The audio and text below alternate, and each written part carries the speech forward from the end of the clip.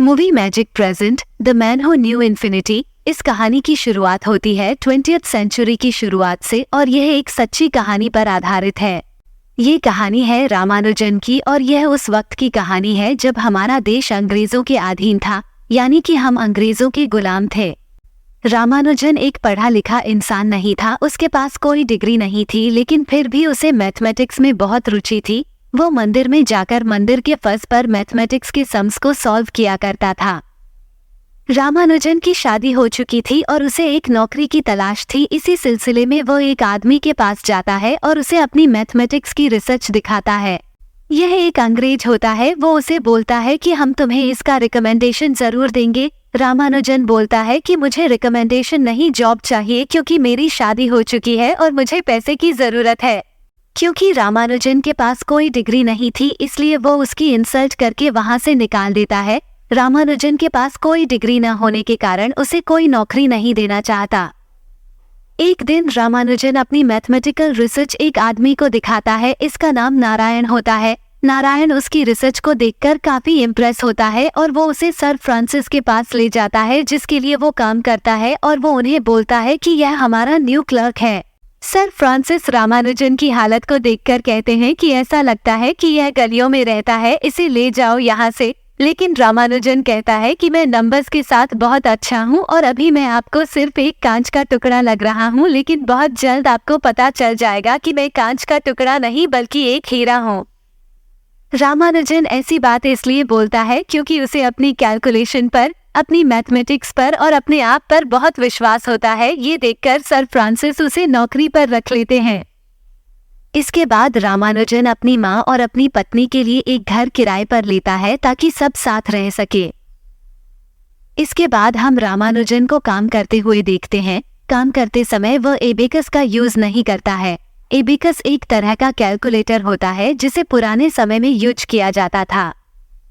जब मिस्टर नारायण उससे पूछते कि तुम इसका इस्तेमाल क्यों नहीं करते, तब रामानुजन कहता है कि इसे फास्ट कैलकुलेशन मैं अपने दिमाग में कर सकता हूँ। इस बात से मिस्टर नारायण काफी इम्प्रेस होते हैं, लेकिन वो उसे कहते हैं कि जब सर फ्रांसिस यहाँ पर आएंगे तो कम से कम इसे इस्तेमाल करने का बहाना ही कर लेना, ताकि उन्हें लगे कि तुम इसका इस्तेमाल कर रहे हो। कुछ टाइम काम करने के बाद रामानुजन के बॉस को पता चल जाता है कि रामानुजन बहुत ही टैलेंटेड है। तब वो रामानुजन से बोलता है कि मैं तुम्हारा काम आउट ऑफ इंडिया किसी से इंट्रोड्यूस करूंगा।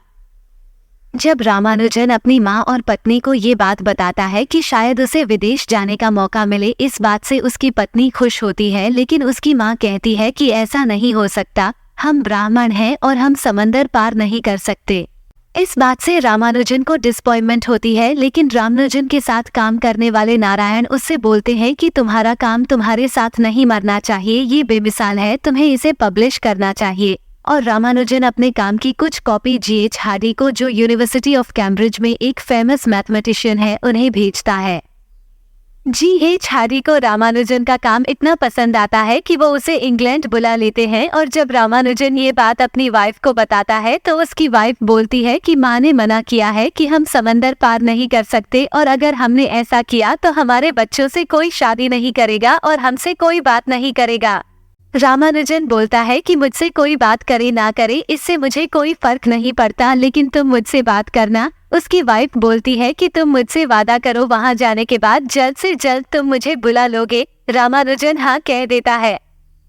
रामानुजन की माँ को बहुत दुख होता है, लेकिन फिर भी उसकी माँ उसका साथ देती है। जब रामानुजन इंग्लैंड जा रहा होता है तो उसकी माँ उससे बोलती कि कभी भी अपनी प्रार्थनाओं को मत भूलना और अपने खाने को अशुद्ध मत करना, यानी कि किसी भी तरह का नॉनवेज मत खाना। और इसके बाद रामानुजन अपनी पत्नी और अपनी माँ से अलविदा कहता है। अब रामानुजन इंडिया से इंग्लैंड के यूनिवर्सिटी ऑफ कैम्ब्रिज पहुंच चुका था, जहां पर इस दुनिया का हर एक स्टूडेंट बच्चा पढ़ना चाहता है। कैम्ब्रिज यूनिवर्सिटी में G.H. हार्डी के रामानुजन को इंडिया से बुलाने के फैसले में कोई भी लेक्चरर प्रोफेसर उनके साथ नहीं होता। वो सब ये सोचते हैं कि वो झूठ बोलता है, क्योंकि उसने जो भी डिटेल्स भेजी है, जो भी फॉर्मूला बताया है, उसका रामानुजन के पास कोई भी प्रूफ नहीं है। रामानुजन G.H. हार्डी से मिलता है। यहाँ पर लिटिल वुड भी होता है। Little would G.H. हार्डी के साथ काम करता है। GH हार्डी रामानुजन को बोलते हैं कि तुम्हें कुछ लेक्चर अटेंड करने होंगे क्योंकि जो भी तुम्हारी थ्योरी है तुम्हें उसे प्रूव करना होगा ताकि इस काम को दुनिया तक पहुंचा सके और आसान भाषा में ये सबको समझाया जा सके। रामानुजन को दरअसल ये अभी तक बहुत ग्रांटेड, बहुत कैजुअल ले रहे होते हैं। रामानुजन उन्हें बताता है कि लेटर में मैंने लिखा था कि जो मैं आपको भेज रहा हूँ वो बस मेरे काम का एक सैंपल है, मेरे पास इससे भी बहुत ज्यादा है जो मैं आपके साथ शेयर कर सकता हूँ। और इसके बाद वो उन्हें एक नोटबुक देता है जिसमें उसने मैथमेटिक्स के बहुत सारे फॉर्मूला, बहुत सारी थ्योरी लिखी होती है। जब GH हार्डी और लिटिलवुड उसको देखते हैं तो हैरान हो जाते हैं। तभी रामानुजन एक और नोटबुक निकालता है। रामानुजन कहता है कि मेरे पास एक और है और यह सारी की सारी रामानुजन की खुद की डिस्कवरीज होती हैं।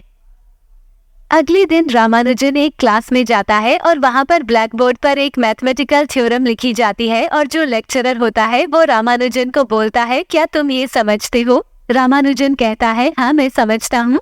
लेक्चरर बोलता है, लेकिन तुमने कोई नोट्स नहीं लिए, अगर तुम समझते हो तो उसको करके दिखाओ। और रामानुजन कुछ ही पलों में उस थ्योरम का आंसर लिख देता है। लेक्चरर पूछता है, तुमने ये कैसे किया जबकि मैंने थ्योरम का प्रूफ कंप्लीट नहीं किया था, तुम्हें कैसे पता? रामानुजन बोलता है कि मुझे नहीं पता, बस मैंने कर दिया। इसके बाद लेक्चरर क्लास को खत्म कर देता है और वो रामानुजन से कहता है कि दोबारा ये सब मेरी क्लास में मत करना और उसे निकल जाने के लिए कहता है। रामानुजन वहां से निकल जाता है। जहां रामानुजन को उसके इस काम के लिए एप्रिसिएशन मिलना चाहिए था, वहीं उसकी इंसल्ट की जाती है। इस भेदभाव से रामानुजन को बहुत दुख होता है। जब रामानुजन GH हार्डी के पास जाता है तो GH हार्डी उससे पूछते कि उस थ्योरम का जवाब तुम्हें कैसे पता चला जो लेक्चरर ने ब्लैक बोर्ड पर लिखी थी। रामानुजन बोलता है कि वो अपने आप मेरे दिमाग में आ गई। रामानुजन बोलता है कि मुझे समझ नहीं आता कि हम प्रूफ ढूंढने के लिए अपना टाइम वेस्ट क्यों कर रहे हैं, मेरे पास फॉर्मूला है। GH हार्डी बोलते कि मैं तुम्हारे सारे काम को देख सकता हूँ और मुझे उसकी वैल्यू पता है, लेकिन उसे समझने के लिए और समझाने के लिए हमें प्रूफ की जरूरत है। इसके बाद GH हार्डी उसे बाहर ले जाते हैं और वहाँ पर न्यूटन की एक किताब होती है और वो उसे समझाते हैं कि न्यूटन की किताब हमारा मार्गदर्शन करती है क्योंकि इस किताब में लिखी हुई हर एक चीज का प्रूफ है, जबकि तुम्हारी किताबों का कोई डिटेल नहीं है, उसका कोई प्रूफ नहीं है। और जो भी तुमने डिस्कवरीज की है हमें इसका प्रूफ चाहिए, इसकी डिटेल्स चाहिए। और अगर तुमने उनकी डिटेल्स लिख ली तो मुझे विश्वास है कि एक दिन तुम्हारी किताबें भी इसी जगह पर रखी जाएंगी। रामानुजन ने कई सारे मैथमेटिकल थ्योरम को सुलझाया था। उसने बहुत सारे इक्वेशन सॉल्व किए थे लेकिन बिना किसी कॉन्सेप्ट के। दरअसल रामानुजन जब भी कोई मैथमेटिकल क्वेश्चन देखता था वह उसका सीधा आंसर बता देता था, उसे स्टेप बाय स्टेप नहीं करता था। और यही काम उसने उस क्लास में किया था जिससे वह प्रोफेसर नाराज हो गया था।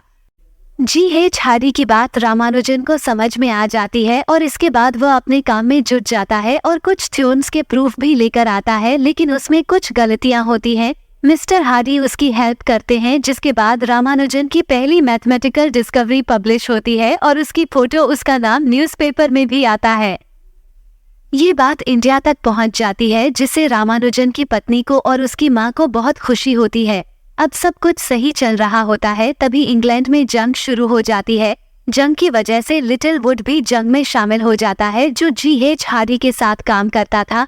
लिटिलवुड रामानुजन को बहुत पसंद करता था क्योंकि वो उसकी क्षमता जानता था। जाने से पहले वो एक चिट्ठी GH हार्डी को लिखता है और कहता है कि तुम्हारे पास रामानुजन है, ये किसी मिरेकल से कम नहीं है और हमें उसे जेकोबी से कंपेयर नहीं करना चाहिए। जेकोबी भले ही अपने वक्त के बहुत बड़े मैथमेटिशियन थे, लेकिन रामानुजन जैसा मिरेकल सदियों में एक बार आता है और सारे संसार को बदल कर रख देता है, जैसे कि न्यूटन। रामानुजन तुम्हारी जिम्मेदारी है, तुम्हें उसका ध्यान रखना होगा और जो भी उसका काम है वो दुनिया के सामने आना चाहिए। GH हार्डी भी रामानुजन की हर तरह से मदद करते हैं क्योंकि वो जानते हैं कि यह एक माइलस्टोन है और यह मैथमेटिक्स की सारी हदों को पार कर सकता है। लेकिन जंग के माहौल में रामानुजन के साथ अच्छा व्यवहार नहीं होता, उसे लोकल पुलिस द्वारा मारा भी जाता है, लेकिन रामानुजन फिर भी इस माहौल में अपने काम को करता रहता है।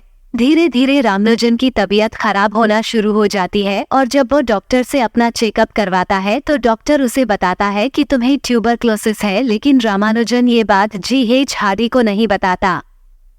G.H. हार्डी ने रामानुजन के लिए रॉयल सोसाइटी में मेंबर बनने के लिए जो अपील की थी वो भी खारिज हो जाती है। रामानुजन चारों तरफ से परेशानियों से घिर चुका है, उसकी तबीयत खराब है, उसकी अर्जी को खारिज कर दिया गया है और उसकी पत्नी का उससे कोई संपर्क नहीं है।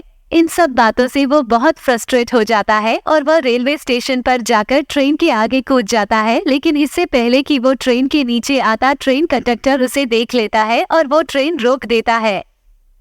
इसके बाद रामानुजन को हॉस्पिटल ले जाया जाता है और वहां पर G.H. हार्डी भी आते हैं और अब G.H. हार्डी को पता चल जाता है कि रामानुजन को ट्यूबरक्लोसिस है और वह ज्यादा दिन तक जिंदा नहीं बचेगा। Doctor G.H. हार्डी को बताते हैं कि रामानुजन को अब कोई बचा सकता है तो सिर्फ प्रेयर्स, इसके अलावा इसका कोई इलाज नहीं है। G.H. हार्डी को ये बिल्कुल नहीं पता होता कि रामानुजन की जिंदगी में इतनी सारी मुसीबतें चल रही हैं। वो उसे कहता है कि अगर तुमने मुझे पहले बताया होता तो मैं शायद कुछ मदद कर पाता। रामानुजन को वो ये भी बोलते हैं कि मैं एक अच्छा दोस्त नहीं हूँ, मैं कभी भी नहीं था, मेरी जिंदगी सिर्फ मैथमेटिक्स है, इसके अलावा कुछ भी नहीं। इसके बाद रामानुजन G.H. हार्डी को बोलता है, क्या आपको पता है कि मुझे मैथमेटिक्स के नए नए आइडियाज कहाँ से मिलते हैं? वो मिलते हैं मेरे ईश्वर नामागिरी से। वो मुझसे बात करती है जब मैं सोता हूँ, जब मैं जागता हूँ, जब मैं प्रे करता हूँ। वो सारे फॉर्मूला मेरे दिमाग में डाल देते हैं। क्या आप मुझ पर विश्वास करते हैं? G.H. हार्डी बोलते हैं कि मैं गॉड पर विश्वास नहीं करता, मैं ऐसी किसी चीज पर विश्वास नहीं करता जिसे मैं प्रूव ना कर पाऊँ, लेकिन मुझे तुम पर विश्वास है। रामानुजन उन्हें थैंक्स बोलता है और वह कहता है कि मैं जल्द से जल्द उस काम को खत्म करना चाहता हूं जो मैंने शुरू किया है और उसके बाद मैं अपने देश, अपने घर वापस जाना चाहता हूं। आप मुझसे वादा कीजिए, चाहे मैं कहीं भी मरूं, आप मुझे वापस मेरे घर लेकर जाएंगे। G.H. हार्डी बोलते हैं कि तुम इतनी जल्दी मरने वाले नहीं हो। रामानुजन बीमार है, कमजोर है, फिर भी वो पार्टीशन थ्योरी ऑफ नंबर्स के प्रूफ पर काम करता है और वह अपने काम को कंप्लीट कर लेता है और उसका काम देखकर कैम्ब्रिज यूनिवर्सिटी के बड़े से बड़े मैथमेटिशियन, बड़े से बड़े लेक्चरर सबके होश उड़ जाते हैं, क्योंकि रामानुजन का काम बेमिसाल होता है और किसी को यकीन भी नहीं था कि वह इस काम को पूरा कर सकता है। अब G.H. हार्डी एक बार फिर से चाहते हैं कि रामानुजन को रॉयल सोसाइटी की फेलोशिप मिले और इस बार उसे फेलोशिप मिल जाती है। हालांकि कई लोग अभी भी होते हैं जो नहीं चाहते कि रामानुजन को ये फेलोशिप मिले क्योंकि वह एक इंडियन है, लेकिन G.H. हार्डी के प्रयासों से उसे ये सम्मान मिलता है जो कि उसके लिए अपनी जिंदगी की बहुत बड़ी अचीवमेंट होती है और इसके लिए रामानुजन को वहां पर बहुत सम्मान दिया जाता है और यह सम्मान उन लोगों के द्वारा दिया जाता है जो अपने अपने क्षेत्र में बहुत बड़े सुरमा होते हैं। इसके बाद रामानुजन G.H. हार्डी को अलविदा कहता है क्योंकि वह अपने देश जाना चाहता है। G.H. हार्डी को इस बात का बहुत दुख होता है क्योंकि वो नहीं चाहते कि रामानुजन जाए, वो चाहते हैं कि रामानुजन उनके साथ और काम करे, लेकिन उसे अपने परिवार के पास जाना है, इसीलिए रामानुजन इंडिया, अपने देश वापस आ जाता है। वापस आने के बाद वो बीमारी से नहीं जीत पाता और 1 साल के अंदर उसकी मृत्यु हो जाती है और जब रामानुजन की मृत्यु की खबर G.H. हार्डी को पहुंचती है तो इस बात से उन्हें बहुत दुख होता है क्योंकि उन्होंने कहीं ना कहीं अपनी जिंदगी का एक बहुत महत्वपूर्ण हिस्सा और एक महत्वपूर्ण दोस्त खो दिया था, क्योंकि वो रामानुजन की शख्सियत से, उसके काम की ओरिजिनलिटी से बहुत ही प्रभावित थे। लेकिन अब रामानुजन इस दुनिया में नहीं रहे। मात्र 32 साल की उम्र में रामानुजन इस दुनिया को छोड़कर चला गए, लेकिन उसने मैथमेटिक्स की दुनिया में जो काम किए उसे रहती दुनिया तक याद रखा जाएगा। सन 1920 में रामानुजन की मृत्यु हुई और सन 1976 में उनकी एक खोई हुई नोटबुक मिली जिसमें ग्राउंड ब्रेकिंग फॉर्मूला थे और आज उन फॉर्मूला का इस्तेमाल ब्लैक होल के बिहेवियर को समझने में किया जाता है। ये फॉर्मूला उन्होंने अपनी जिंदगी के आखिरी साल में बनाए थे। रामानुजन और G.H. हार्डी ने 5 सालों तक एक साथ काम किया और इन्होंने जो काम किया उसे जिंदगी में कभी भुलाया नहीं जा सकता। तो ये थी कहानी रामानुजन की। आशा करती हूँ कि यह कहानी आपको पसंद आई होगी। अगर आपको इंडियन होने पर गर्व है तो वीडियो को लाइक करें और चैनल को सब्सक्राइब करें। धन्यवाद।